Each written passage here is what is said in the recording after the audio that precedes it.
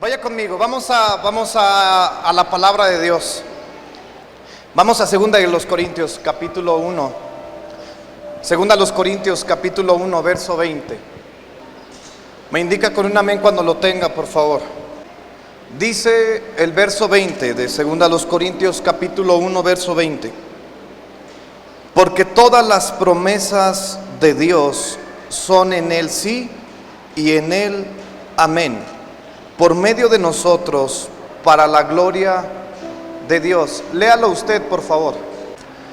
En esta mañana quiero compartirles un mensaje práctico, entendido, sencillo, que todos podamos entender, que todos podamos comprender. Porque a veces Dios nos ha hablado muchas cosas, pero no sabemos cómo cumplirlas. Y a veces pensamos que es suficiente con que Dios nos dé una promesa. Y a veces esas promesas se quedan en el aire, pero no se cumplen. ¿Por qué no se cumplirá lo que Dios nos ha hablado? Ahora, aquí quiero hacer un paréntesis y quiero ser muy claro. Hay cosas que hemos recibido que son de Dios y hay cosas que no son de Dios. Una palabra profética, para analizar una palabra profética tenemos que analizarla y saber si es de parte de Dios o es de parte de los hombres o es una palabra direccional. Pero toda la palabra que nosotros recibimos, todas las promesas que nosotros recibimos, se tienen que cumplir. Dice Corintios que todas las promesas de Dios son en Él sí, o sea que Dios no está dudando en cumplir la promesa. Dios no duda, Dios no cambia, Dios sigue siendo el mismo. Dios no es que un día Dios se levanta de buenas y dice, hoy sí los voy a bendecir, y que Dios mañana se despierta de malas y dice, hoy no tengo ganas de bendecirlos. Dios no es como nosotros, Dios no es así. Todas las palabras, todas las promesas de Dios son en el sí y en el amén, para la gloria de Dios a través de nosotros. Todas las cosas que Dios ha hablado a nuestras vidas, las que vienen de parte de Dios, se tienen que cumplir. No hay palabra que no se cumpla que venga de parte de Dios. Todo lo que Dios ha hablado en nosotros se tiene que cumplir. Dígale a la persona que está a su lado, todo lo que Dios te ha hablado se tiene que cumplir. Pero ¿por qué no se ha cumplido entonces? ¿Por qué si hemos recibido una palabra desde hace 5, 6, 7 años, 8 años, por qué no se ha cumplido esa palabra en nuestras vidas? ¿Qué es lo que nos hace falta para que esa palabra se cumpla?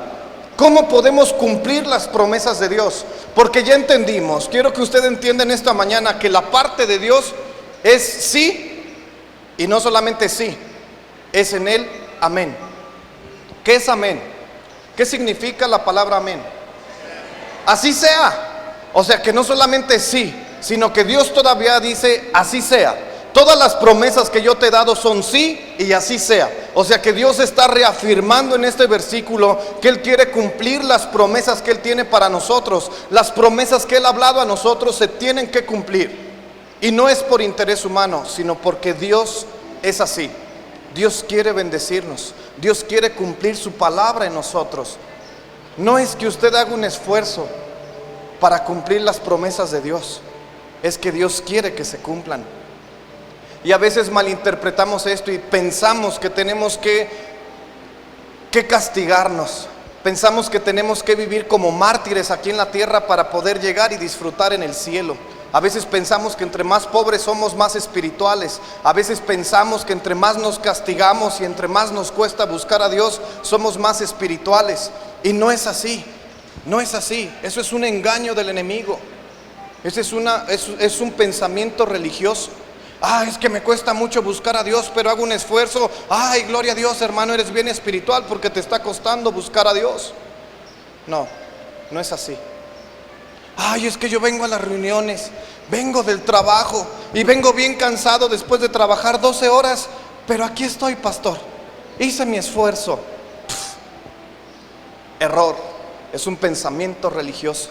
No es que te cueste buscar a Dios, no es que tengamos que castigarnos para buscar a Dios, no es que somos más espirituales cuando nos flagelamos para buscar a Dios. No se trata de eso. Es que Él está interesado en que se cumplan las promesas de Dios en nosotros. Lo que Él mismo ha hablado es sí y es amén. Lo que Él mismo ha dicho de nosotros se tiene que cumplir, y no es por esfuerzo, no es por castigo, no es por flagelarnos para llegar a cumplir las promesas, porque ya Dios dijo sí. Y no solamente dijo sí, dijo Y dijo amén. O sea que Dios está interesado que se cumplan todas las promesas de Dios en nosotros. Pero ¿por qué no se han cumplido? 4 puntos bien sencillos. Primer punto para cumplir las promesas de Dios en nuestra vida. Hebreos capítulo 11, verso 1. Hebreos capítulo 11, verso 1. Primer punto para cumplir las promesas de Dios en nuestra vida.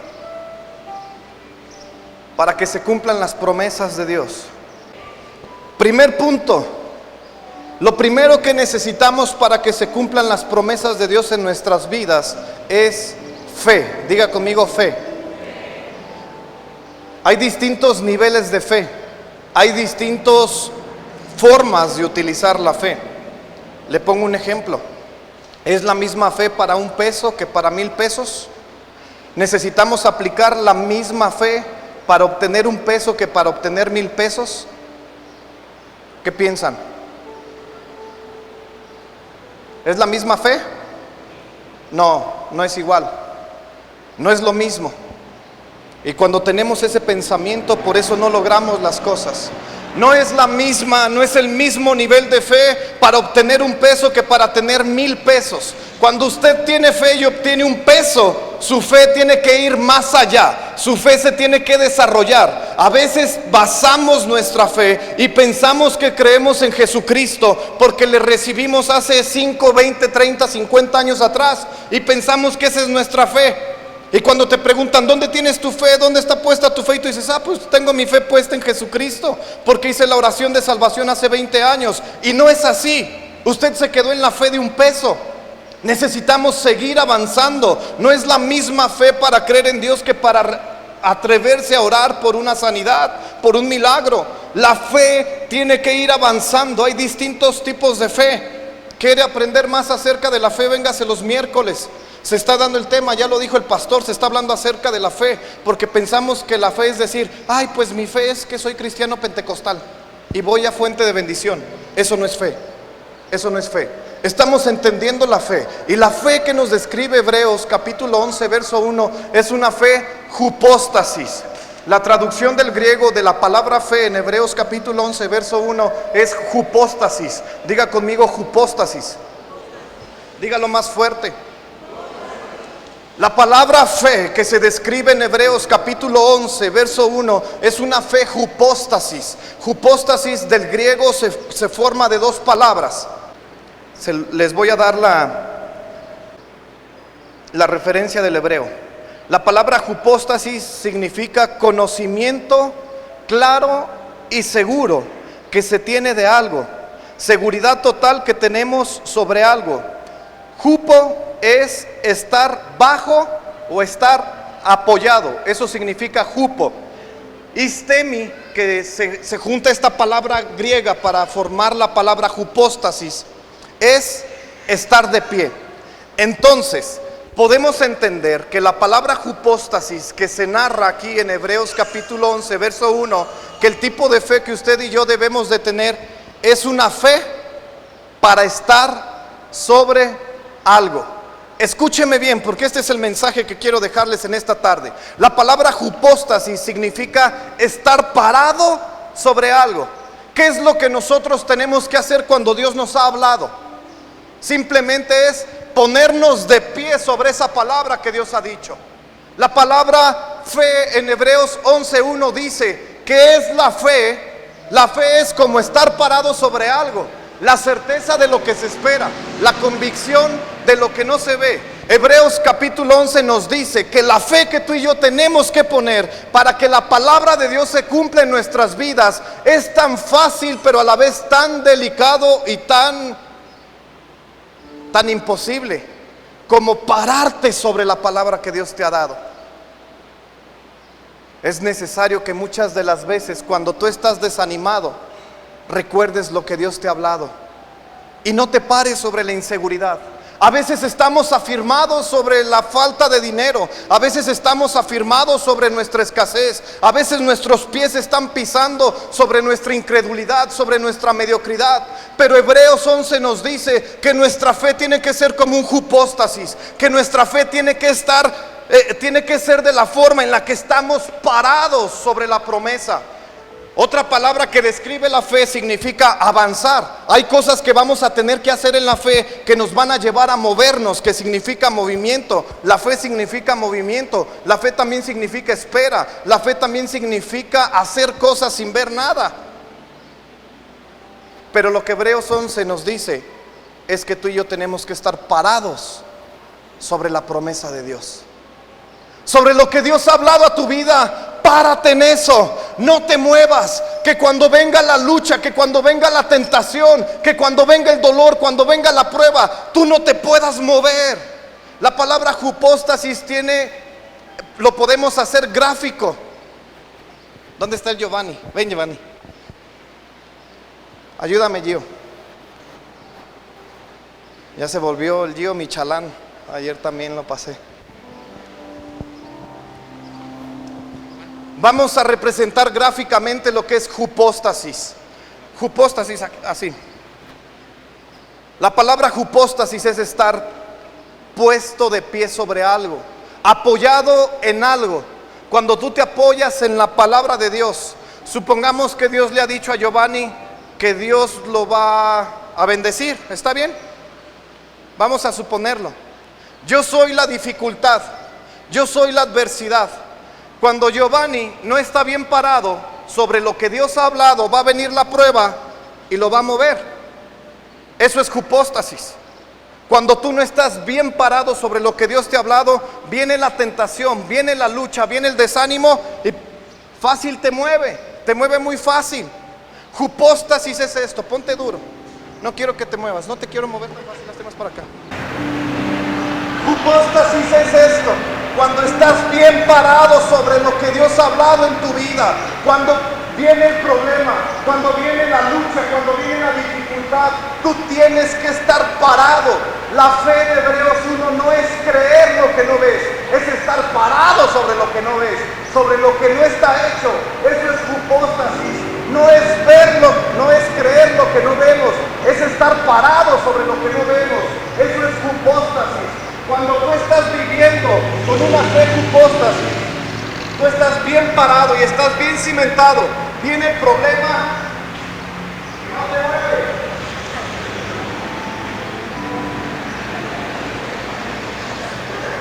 Está parado. Eso es hipóstasis. Cuando estás parado sobre lo que Dios te ha hablado, cuando estás parado sobre la promesa de Dios. A veces nos paramos sobre cosas que no son fundamento para nuestras vidas. A veces estamos parados en la confianza que el líder nos da. Y cuando el líder pasa de largo, te ofendes y te vas de la iglesia. Es que no me saludó. ¿Sobre qué estamos parados? ¿Sobre qué? Tenemos que tener hipóstasis. Hay jóvenes que están parados sobre su relación de noviazgo. Y eso los hace más feliz que estar viviendo una palabra que han recibido de parte de Dios. Hay personas que están paradas sobre el mundo.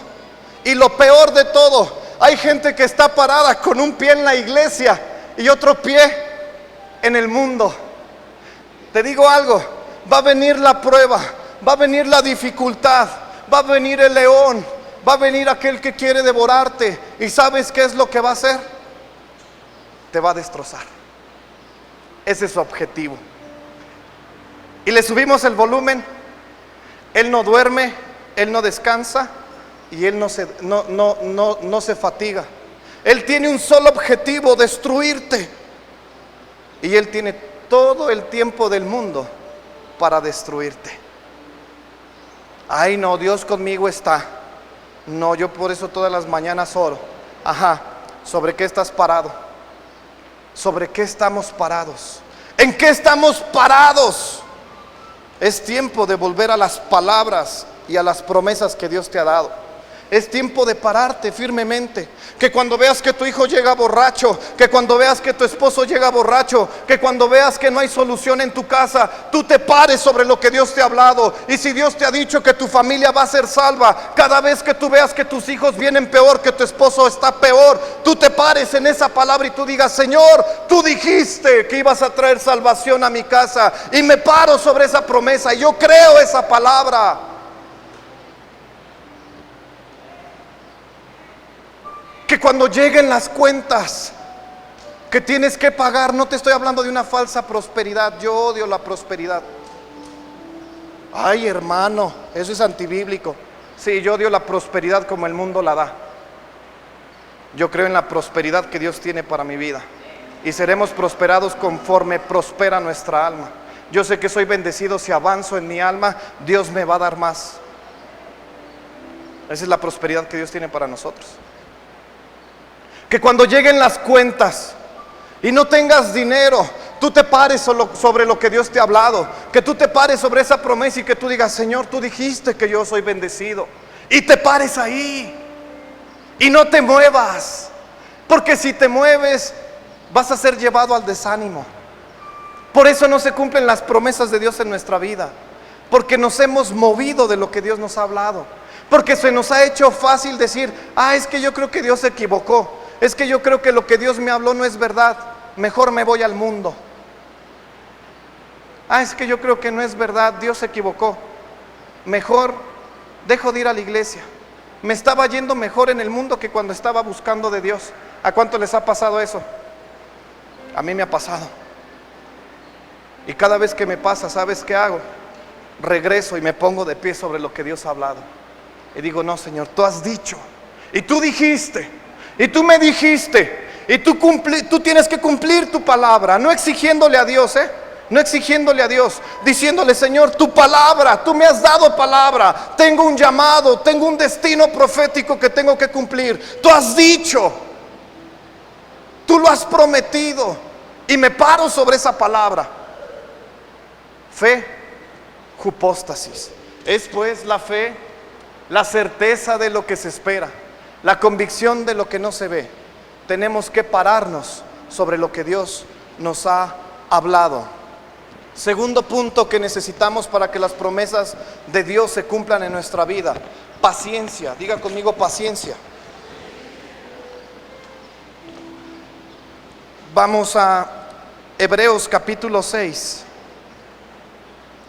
Vamos a ver lo que significa la palabra paciencia. Hebreos capítulo 6, verso 12. Verso 12. ¿Qué es paciencia? ¿Qué es paciencia? Vamos a ver lo que dice Hebreos capítulo 6, verso 12 acerca de la paciencia. ¿Lo tiene?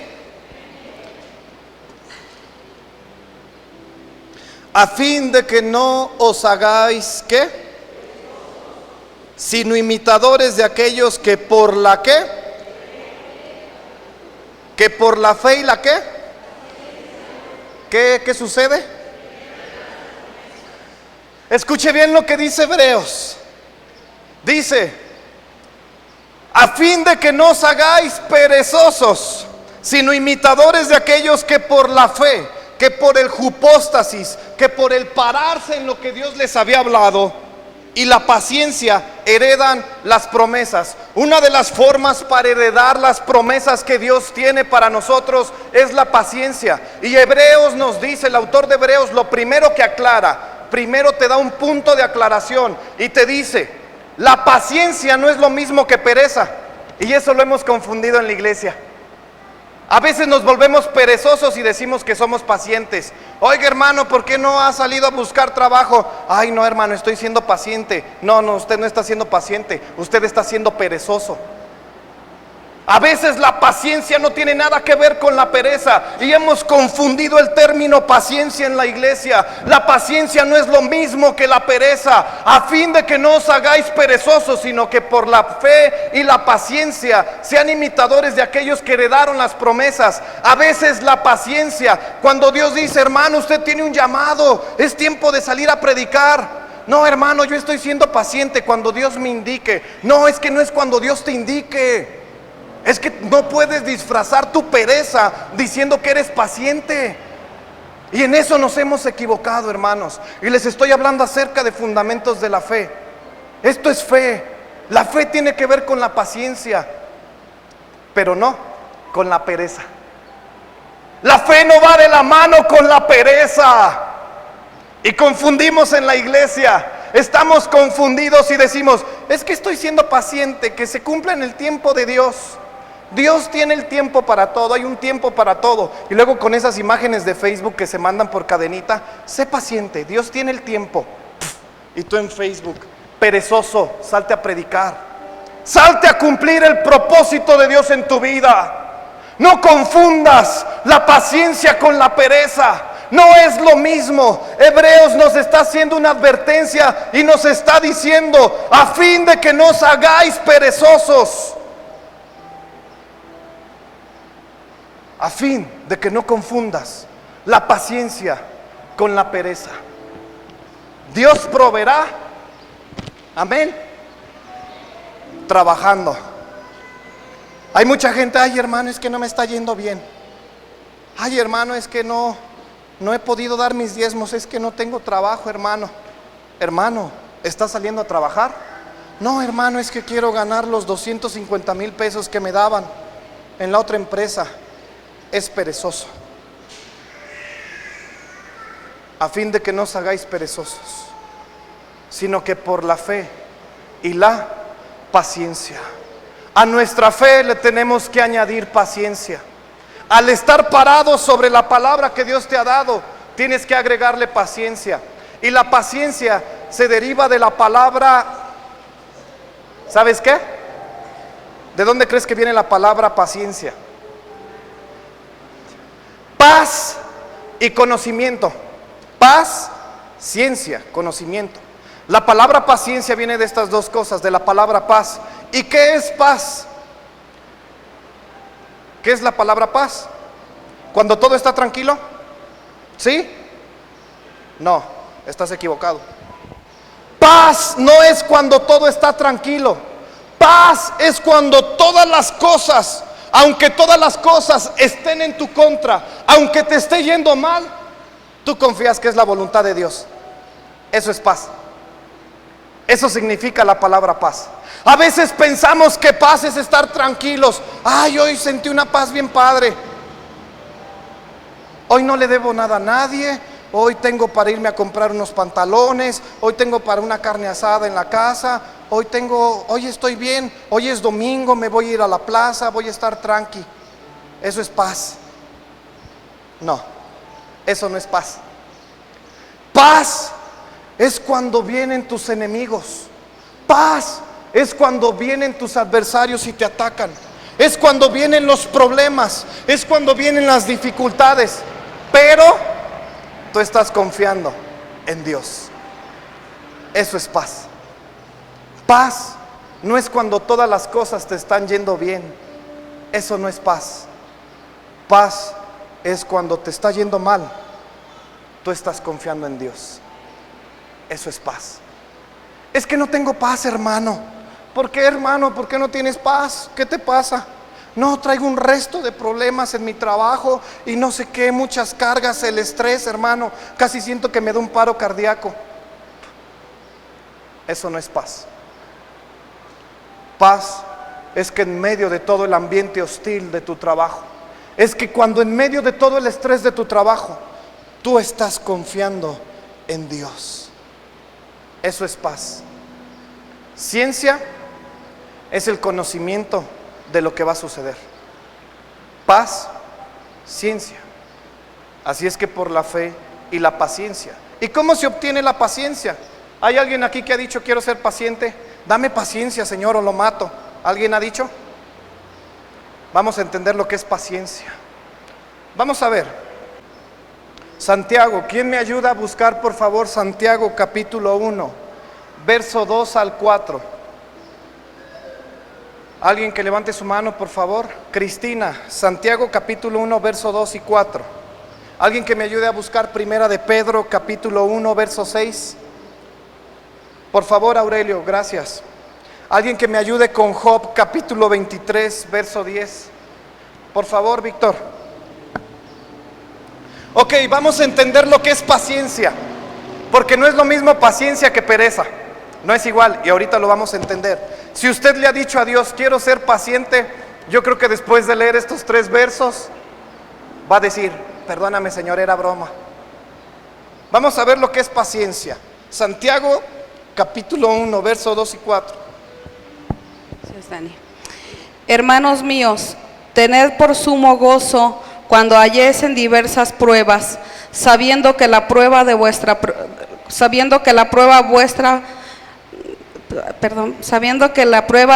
fe produce paciencia. Mas tenga la paciencia su obra completa, para que seáis perfectos y cabales, sino que os falte cosa alguna. Vea lo que dice Santiago. Dice, hermanos, tened por sumo gozo cuando se hallen en pruebas.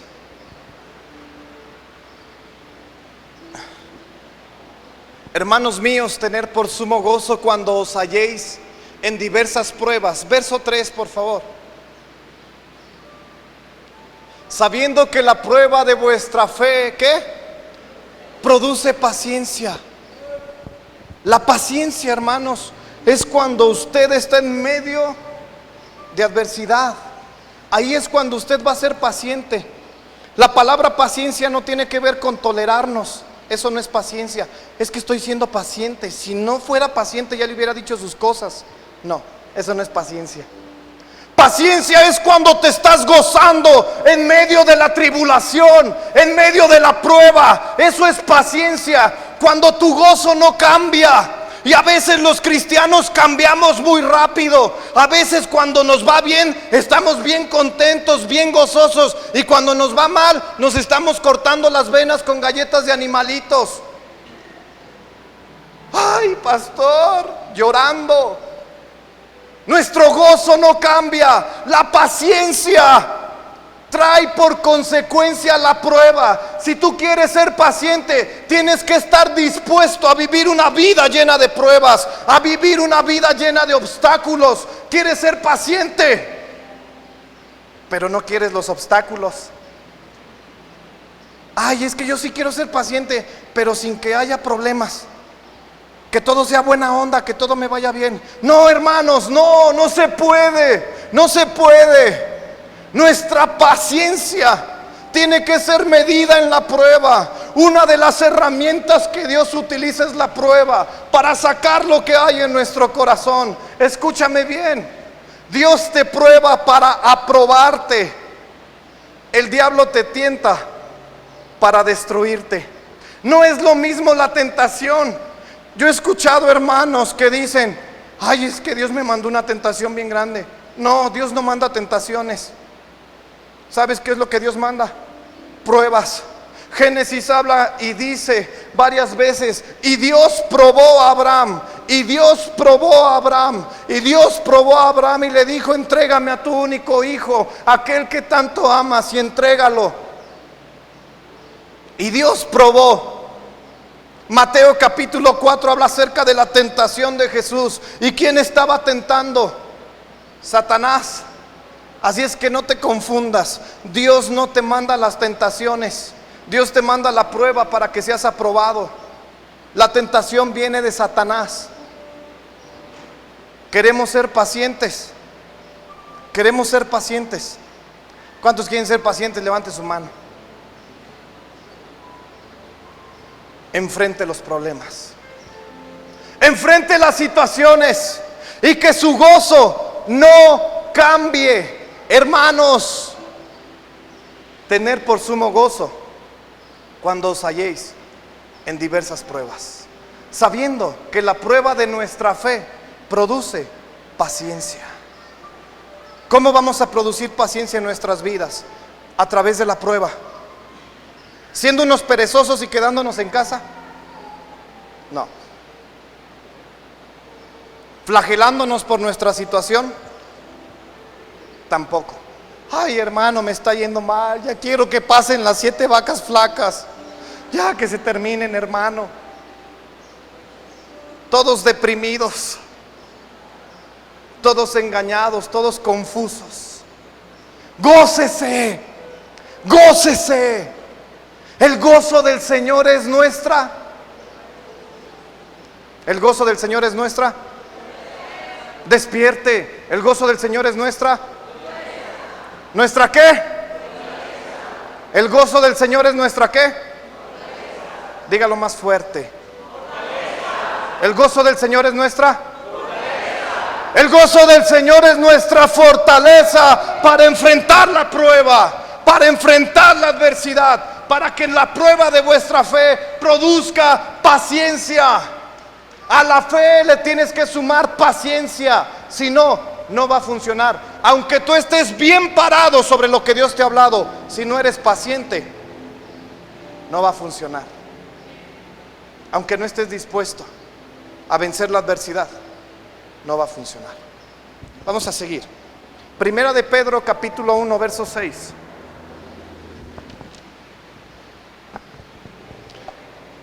En lo cual vosotros os alegráis, aunque ahora por un poco de tiempo, si es necesario, tengáis que ser afligidos en diversas pruebas. ¿Aunque qué? ¿Por un poco de qué? ¿Cuánto dura la prueba? ¿Cuánto dura la prueba? Un poco, un poco, un poco, por un poquito, por poco, hermanos. Y a veces cambiamos el brincarnos eso poquito para no tener paciencia. A veces decimos, no, es que yo no quiero ni un poco, hermano. Yo no quiero ni un poco de esta situación. Yo no quiero ni un poco de esta prueba. No de esta tentación. De la tentación usted no tiene que tener nada. No tiene que querer nada. De la prueba, un poco. Solamente un poco para producir fe y paciencia en nuestras vidas. ¿Cómo vamos a conocer a Dios si no es a través de la prueba? Por un poco de tiempo que seamos probados, vamos a tener fe y vamos a tener paciencia. Pero no queremos ni un poco. No queremos. Queremos que Dios nos resuelva todos los problemas de la noche a la mañana. Señor, bendíceme, bendíceme, dame, aquí estoy, he sido fiel contigo, he diezmado. ¿Y por qué no me bendices? Porque el diezmo ni siquiera es una varita mágica. Ya te di mi diezmo, me tienes que regresar 10,000 pesos. Ya te di lo que te correspondía, ahora multiplícamelo. ¿Cuánto has pagado en el doctor? ¿Cuánto pagas por la seguridad de tu casa? ¿Cuánto pagas por el seguro de tu coche? Ahí Dios te está regresando lo que te toca en protección. La ofrenda multiplica, el diezmo protege. Ahí es. Eso es lo que te toca. Nada más. Fácil y sencillo. Ay, no, yo tengo que poner la alarma en la casa porque andan bien fuerte. Yo siempre que salgo de mi casa, hasta a veces la he dejado abierta, a veces he dejado las llaves pegadas en el carro, pero siempre que me bajo, Señor, protege mis cosas. Un día dejé la tableta encima del tablero, imprudentemente. Señor, tú sabes. Regreso y el carro está igual. Regreso y la casa está igual, porque yo sé que estoy honrando a Dios y que el diezmo protege, y yo confío en Dios y no tengo que pagar seguridad en mi casa, y no tengo que pagar y no tengo que invertir de más. ¿Sabes cuánto tiempo tiene que no me enfermo y que no he tenido que ir a dar al hospital? 5 años que no he tenido que gastar nada en seguros médicos. Voy al dentista y mis dientes están limpios, porque no he tenido que invertir en eso. Nada. Cuando entendemos cómo funciona Dios, no necesitamos nada. Nada. Nada.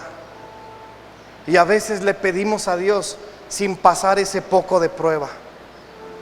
A veces pensamos que Dios es un contratista. Es que yo te di tu parte, ahora tú dame lo que me toca.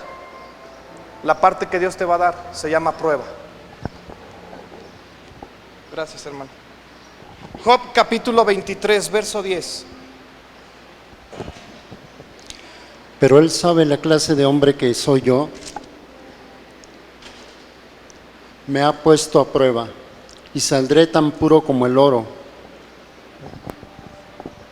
Job está hablando y está diciendo, Él sabe el tipo de hombre que soy yo. Me ha probado, pero ¿qué? Saldré como el oro. Como el oro. Hay una versión que dice, Dios me ha pasado por el fuego, porque Él conocía quién era yo. Y salí puro como el oro, a través de la prueba. Queremos ser pacientes, queremos ser probados. Tenemos que ser probados. No podemos brincarnos los procesos de Dios. No se puede, hermano. Si usted quiere ser paciente, tiene que pasar un poco la prueba, pero tenemos garantía. Va a salir como el oro. Amén. Fe, paciencia. Hebreos capítulo 6, verso 11. Si se está dando cuenta cómo se le van añadiendo las cosas que necesitamos para heredar las promesas. Fe y paciencia. Hebreos 6, verso 11. Hebreos capítulo 6. Vea cómo se enlaza aquí Hebreos. Pero deseamos que cada uno de vosotros muestre la misma ¿qué? ¿Hasta cuándo? Hasta el fin. ¿Para plena qué? ¿De la qué? Es pues la fe la convicción de lo. Aquí nos está hablando de lo mismo, de la fe y la paciencia. ¿Qué es solicitud? ¿Qué es solicitud? ¿Qué es solicitud? La palabra solicitud se deriva del griego protumía. Pro, adelante. Tuma, que es mente y disposición. Protumía. Solicitud es hacer las cosas de la misma manera, siempre. Ahora, les explico qué cosas, o cómo hacer las cosas, cómo demostrar solicitud. Tenemos que hacer las cosas de la misma calidad, siempre. Siempre tenemos que hacer las cosas con excelencia. Siempre tenemos que hacer mejor las cosas, cada vez más y cada vez mejor. Usted como cristiano, nosotros como cristianos, tenemos que aprender este principio de tener solicitud, de ser hombres y mujeres solícitos. Cuando usted demuestra solicitud, es porque usted, si le dicen, limpia esta silla, es porque usted va a limpiar esta silla y lo va a hacer bien. Cuando yo regrese y le diga al Giovanni, le voy a decir al Giovanni, limpia esta silla, Giovanni. Y Giovanni, si tiene solicitud, va a limpiar esa silla bien. Yo no voy a tener que regresar y decirle, Giovanni, te faltó aquí abajo limpiarle. Porque Giovanni entiende que la solicitud le va a llevar a alcanzar las promesas. Ser solícito es buscar a Dios de la misma manera como la primera vez que lo conoció. Demostrar solicitud es buscar a Dios de la misma manera siempre. Estés bien o estés mal, te esté yendo bien, te esté yendo mal, tienes que demostrar solicitud. Hermanos, anhelo que demuestren la misma solicitud hasta el fin. Escúchame bien, hasta el fin. Hay gente que viene a la iglesia y demuestra solicitud por 2-3 meses y después son líderes y les quitan el liderazgo y dejan de demostrar solicitud. Dejan de demostrar empeño. Error. Tenemos que demostrar la misma solicitud siempre.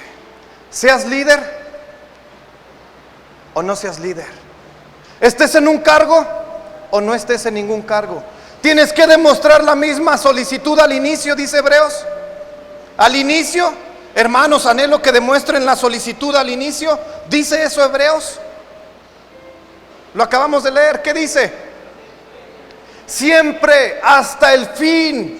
No es al inicio, porque cuando usted y yo iniciamos una cosa, estamos bien empeñados en eso. Cuando estamos ahí queriendo buscar a Dios, nos empeñamos. Y no es demostrar solicitud al inicio, es demostrar solicitud hasta el fin. Entonces, ¿qué quiere decir esto? Que la solicitud te tiene que acompañar en el viaje del inicio hasta el final, sea cual sea lo que te encuentres en medio. Tienes que demostrar la misma solicitud. Necesitamos gente que sea solícita.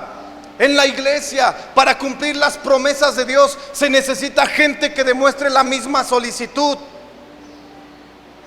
Gente que sea entendida en cómo hacer las cosas para que pueda cumplir las promesas. Ay, no, hermano, es que el trabajo. Ay, no, hermano, es que yo creo que yo no estoy ya para lavar trastes. Ay, no, hermano, yo ya no estoy para barrer la iglesia. ¿Dónde dice? Tu primer ministerio, el primer ministerio de todos nosotros, tiene que ser lo que pueden hacer nuestras manos.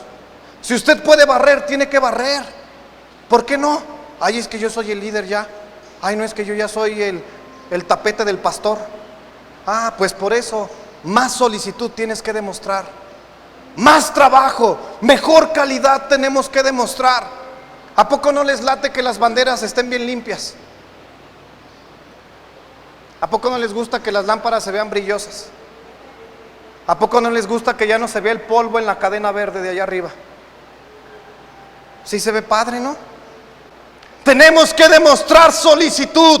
Tenemos que hacer bien las cosas siempre, no al inicio de algo, hasta el final. Siempre la gente lo tiene que buscar a usted porque saben que usted trabaja, y no solamente que trabaja, sino que es un buen trabajador, que usted sabe hacer bien las cosas, que cuando la gente lo busque usted diga, no, es que Daniel es bien hecho, me gusta que él sea bien hecho. No hay un trabajo, Daniel es que es bien hecho. A mí la gente me habla y me dice, Dani, consígueme gente de la tuya, mándame 5, 6, 7 chavos, necesito.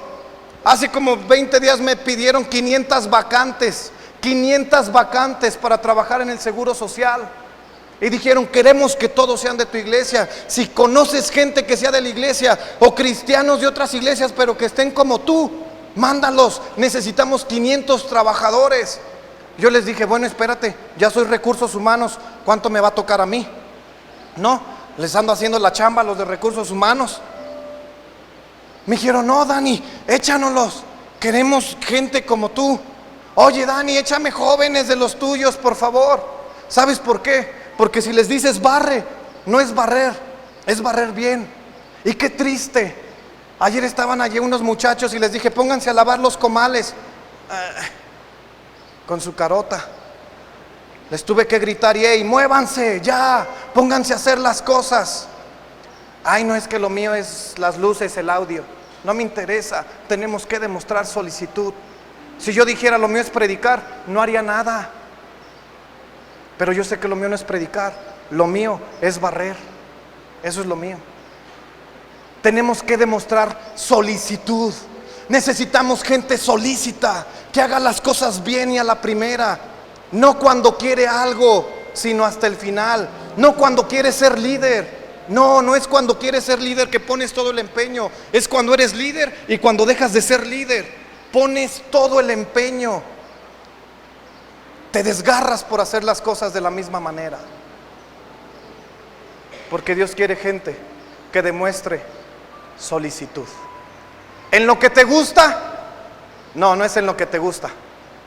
Se demuestra solicitud aún en lo que no nos gusta. Ahí se demuestra la solicitud. Ay, está bien padre, yo sí cumplo ese requisito de solicitud, porque a mí sí me gusta barrer, pero odio lavar los trastes.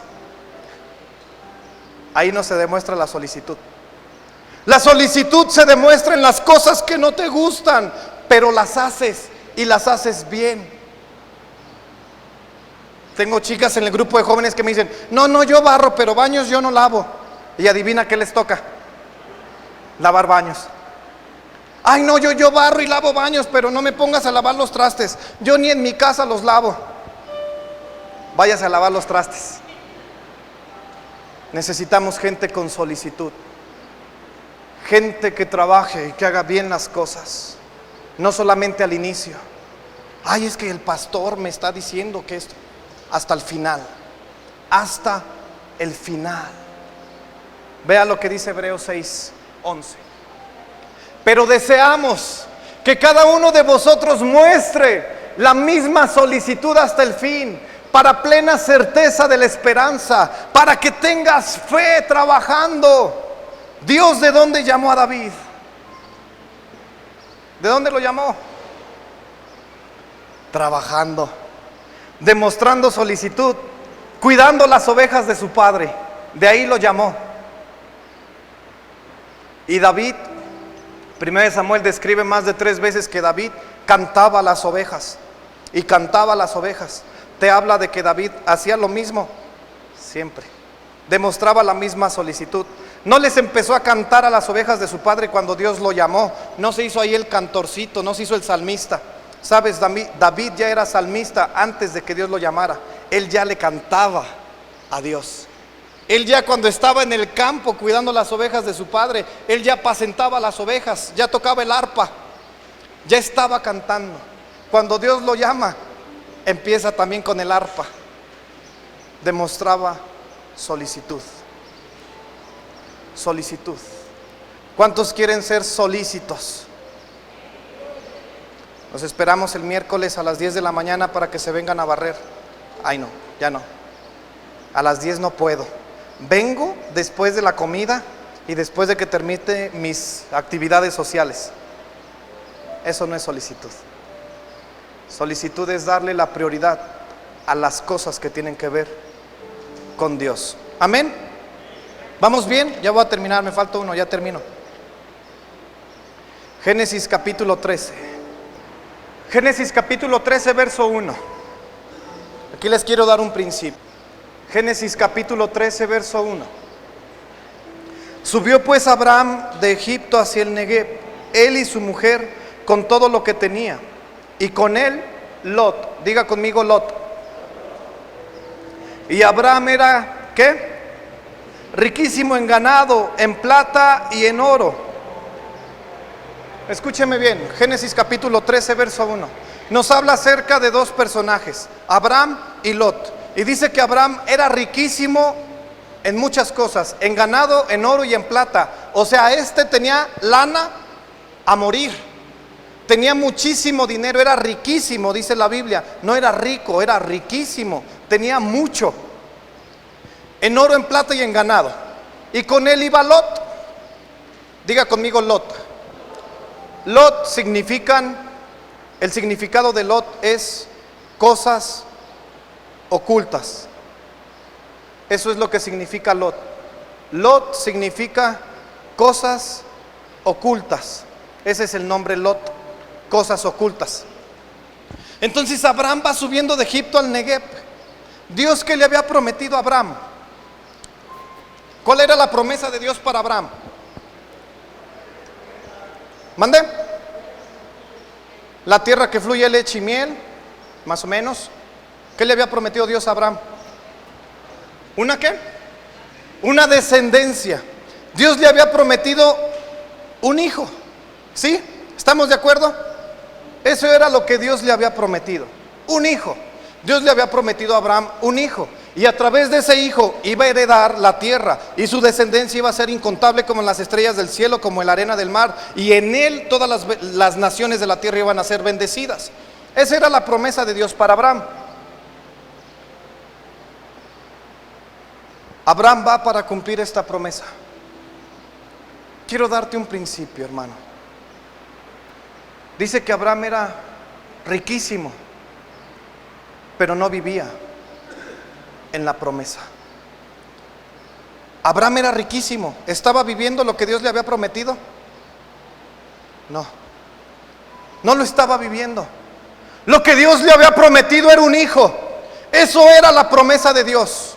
No era dinero, no era riquezas. Pero Abraham era rico y tenía ganado y tenía oro y tenía plata, pero no estaba viviendo en la promesa de Dios. Ojo aquí, cuidado aquí. Este es un principio, que tú puedes estar viviendo cosas que no son de Dios, aunque todo te vaya bien.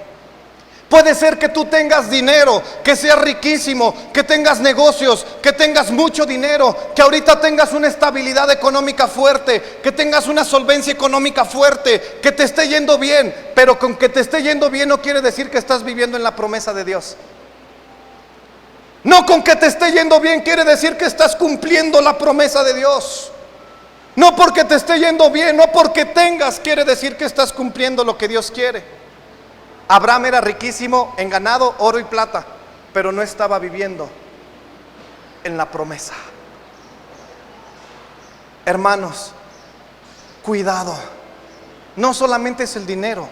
No, para nada, para nada.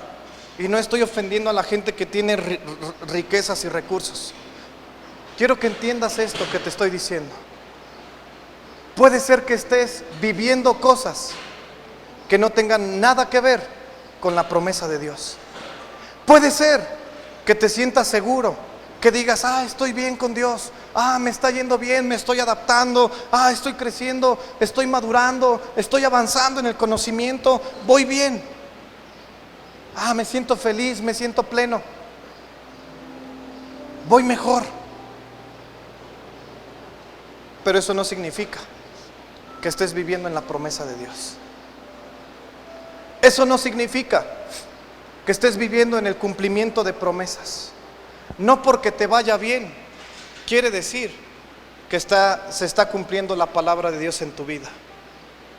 Abraham era riquísimo, oro, plata y ganado, pero no tenía a su hijo todavía. Todavía no veía cumplida la promesa de Dios. A veces nos hemos conformado con estar bien. Abraham se estaba conformando con estar bien. Él ya se había conformado con ser rico, con tener ganado, oro y plata.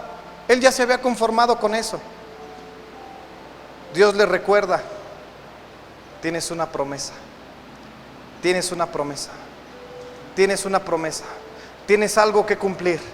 Y Abraham decide moverse hacia el Negev. Hermanos, no te conformes. Quiero que seas sabio, quiero que seas inteligente. No porque te vaya bien quiere decir que estás caminando en las promesas de Dios. Hermanos, no porque nos vaya bien quiere decir que estamos caminando en las promesas de Dios. No porque te vaya bien quiere decir que estás caminando en las promesas de Dios. Vamos más adelante. No porque estés siendo bendecido quiere decir que estás caminando en las promesas de Dios. Cuidado, hermanos. A veces Dios nos bendice muchísimo más cuando no tenemos nada. A veces Dios trabaja así. Génesis capítulo 13. Verso 14. Y Jehová dijo a Abraham después de que Lot se apartó de él: alza ahora tus ojos y mira desde el lugar donde estás hacia el norte, el sur, al oriente y al occidente. Pero es bien interesante saber cómo Dios habla con las personas después de que se han alejado de Lot. Te dije que Lot significa cosas ocultas, y dice que Dios, que Jehová se le muestra a Abraham después de que él se separa de Lot. Después de que Lot se separó de Abraham, vino Jehová y habló con Abraham y le dijo: alza tus ojos al norte, al sur, oriente y occidente. Una de las cosas que necesitamos hacer para cumplir las promesas de Dios en nuestras vidas es separarnos de las cosas ocultas. Una de las cosas que necesitamos para caminar en el cumplimiento de las promesas de Dios es separarnos de lo oculto de nuestro corazón. Es separarnos de las tinieblas de nuestro corazón. Es dejar de lado el pecado. Es dejar de lado la doble vida. Es dejar de lado la doble moral. Es dejar de lado la falsa espiritualidad. Es separarnos. es separarnos de las cosas que nos impiden cumplir la promesa. Y a veces no queremos, a veces queremos que Dios nos bendiga en la forma en la que estamos y no estamos viviendo una vida que agrada a Dios, y aún así queremos que Dios cumpla su palabra con nosotros. Y no es así. Después de que Abraham se separa de Lot, Dios le dice: alza tus ojos al norte, al sur, oriente y occidente. Y ahí pasa algo con Abraham, y después viene el tiempo de cumplimiento de promesas para su vida, para poder cumplir el propósito de Dios en tu vida. Necesitamos separarnos de las cosas ocultas. Necesitamos separarnos de lo que hay en nuestro corazón. Necesitamos separarnos del chisme, de la crítica. Necesitamos separarnos del pecado. Necesitamos alejarnos y empezar a caminar como Dios manda. No vamos a cumplir las promesas de Dios cuando Lot está cerca de nosotros. Cuando Lot está cerca de ti, te va a ir bien, pero no vas a caminar en las promesas que Dios tiene para ti. Cuando Lot está pegado a ti, puede que te vaya bien. Hay gente que disfruta el pecado, y el pecado se disfruta. Yo lo disfruté muchos años de mi vida y es bien padre. Pero el hueco que sientes en tu corazón, cada día se va haciendo más y más y más y más grande, hasta que se vuelve un abismo. Cuando conoces a Cristo, solamente puede ser saciado. El pecado genera un placer temporal. Cristo es un placer eterno.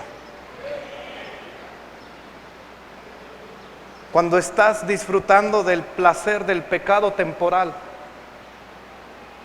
no puedes caminar de las promesas de Dios. No puede haber un cumplimiento de promesas. Tienes que separarte de Lot. Tienes que separarte de él. Giovanni, ven, ya te la sabes, la misma de ayer.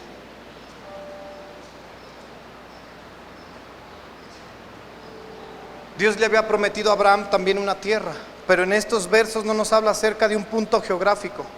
En estos puntos, en esta, sí, ahí mero, sí. En estos versos dice que después de que Lot se separó de Abraham, después de que nos separamos del pecado, lo que viene es una revelación de Jesús. Es cuando conocemos a Jesús de una manera genuina.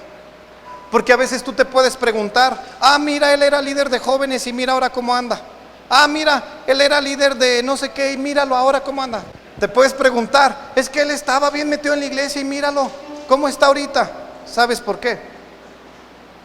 Porque tal vez nunca conoció a Jesús de verdad. Puede ser que nunca tuviste un encuentro verdadero con Cristo. Cuando te separas de la carne, cuando te separas de Lot, enseguida viene Dios y habla contigo y te dice: alza tus ojos, ¿a dónde? Al norte. Al norte. Alza tus ojos al sur, oriente y occidente. ¿Qué estaba viendo Abraham? ¿Qué estaba viendo Abraham? Ahí está.